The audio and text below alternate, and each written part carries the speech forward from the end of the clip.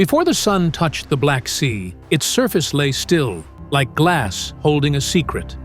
The air was heavy with salt and silence. Somewhere beyond the horizon, shapes moved, unseen, unheard, slicing through dark waters toward a coast that did not know their name, or so they believed. Beneath the calm, the sea was a stage, and every actor played their role in shadows. The audience? Hidden, watching, waiting. In moments, the quiet would break, but not yet.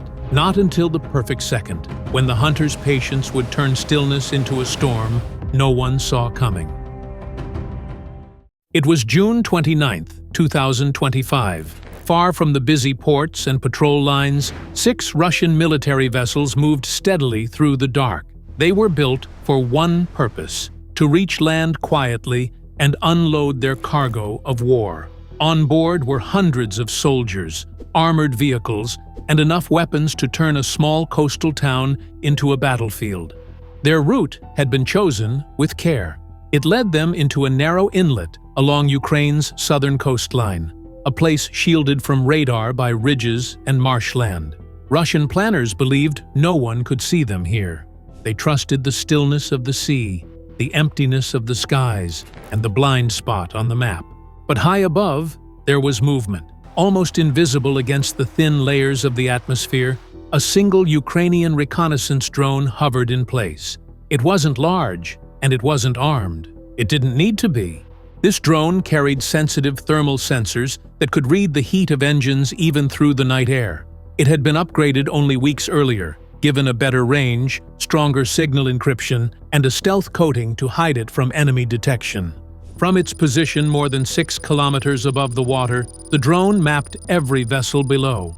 It tracked their speed, direction, and the faint glow of the soldiers inside. The feed was sent back in bursts, every few seconds, straight to a command center deep underground in Kiev. The Russians did not know they were being followed. Every turn of their propellers, every shift in formation, every flicker of heat from their engines was being recorded. The trap was already taking shape, though nothing had been fired. The only sound in the sky was the soft hum of the drone, patiently waiting for its moment. Deep beneath the streets of Kiev, the drone's live images appeared on a wide table surrounded by senior officers. The room was quiet, except for the faint hum of electronics. Every eye was fixed on the glowing shapes moving across the map. General Anatoly Vashchenko studied the display without a word. He knew exactly where the vessels were headed. If they reached shore, Ukrainian defenses in the south would be caught between 2 fronts. The cost would be severe. One officer suggested striking immediately, but Vashchenko shook his head. He traced a finger over a small inlet on the map, a place where steep banks met marshy ground. Here, the waterway bent sharply, and sound from outside the bend could not be heard within. If the vessels reached that point, they would have no warning of incoming fire. The order was clear: wait. While the Russians closed in, Ukrainian units began to move. 3 mobile rocket launchers were powered up and hidden beneath camouflage in a wheat field. A small loitering drone armed with an armor-piercing charge was prepared for launch. 2 anti-ship missiles were rolled into position, their warheads ready. Every step was timed. The weapons were not chosen for show or noise, but for speed, accuracy, and the ability to strike without warning. The officers monitored the drone feed, watching the convoy draw closer to the trap. There was no rush, no shouting, only quiet focus as coordinates were loaded, ranges checked, and firing sequences rehearsed. By the time the vessels reached the outer edge of the inlet, Ukraine's response was set. The plan needed only one more ingredient, the right second, to begin. And that second was now just minutes away. The Russian vessels glided into the narrow inlet without breaking formation. The water was calm, reflecting the faint light of the moon. Steep ridges rose on either side, their dark shapes closing the world around the ships. In this sheltered bend, the roar of engines stayed trapped, bouncing back toward the water instead of spilling into the open sea. The soldiers on board stood ready, some leaning against the metal sides, others checking their weapons.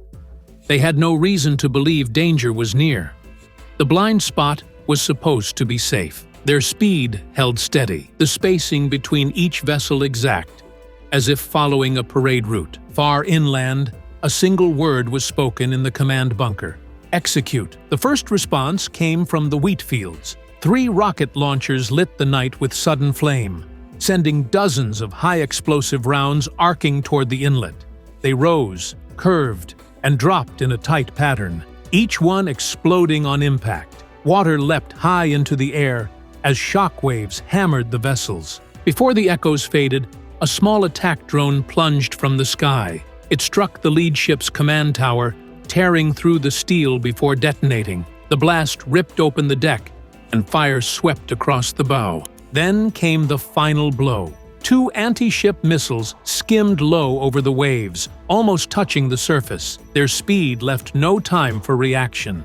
The first slammed into the central vessel, sending a column of flame skyward. The second hit a ship carrying fuel. The explosion rolled through the inlet, a wall of fire swallowing the water's surface. In seconds, the formation was broken. Vessels listed and sank. Armor clattered into the depths.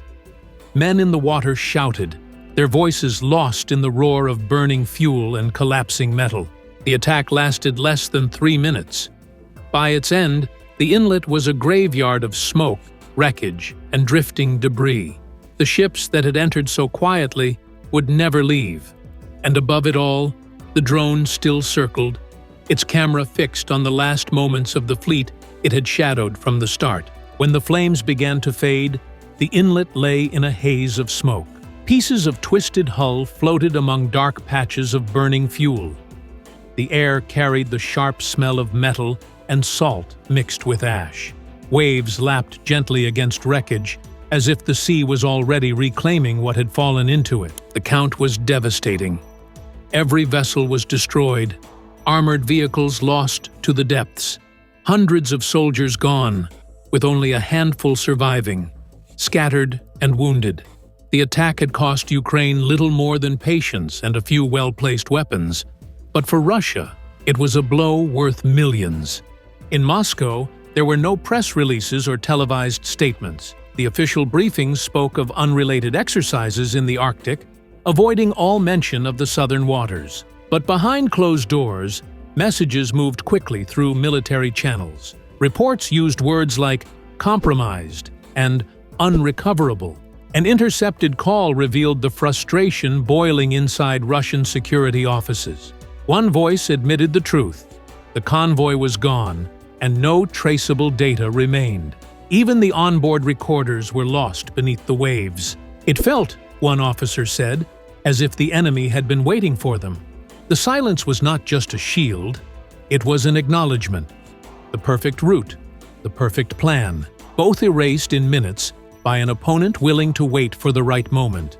And in that quiet, both at sea and in the Kremlin's halls, the scale of the loss began to sink deeper than the ships themselves. What happened in that inlet was more than a tactical win. It showed that strength on paper means little without the right eyes on the battlefield. The Russian force had size, firepower, and surprise. Ukraine answered with a small drone, a few mobile launchers, and timing sharp enough to cut through any advantage. The so-called blind spot in the coastline had been a weakness in Russian planning. Ukraine didn't block it or hide it. They learned to see through it. The drone's sensors pierced the darkness, and its steady feed turned a hidden approach into an open path for attack. This single action changed more than the course of one night. It altered how both sides would plan their moves. For Russia, the route was no longer safe. Any similar landing attempt would risk the same fate. For Ukraine, the strike proved that expensive technology isn't always necessary to cause serious damage. Military analysts abroad took note. Briefings in NATO circles began citing the event as a clear lesson in modern warfare, that quick intelligence, not endless weapon stockpiles, decides many battles. Even retired commanders called it an example of how to use patience and precision to overpower a stronger force. From that point, the Black Sea was not just a contested space.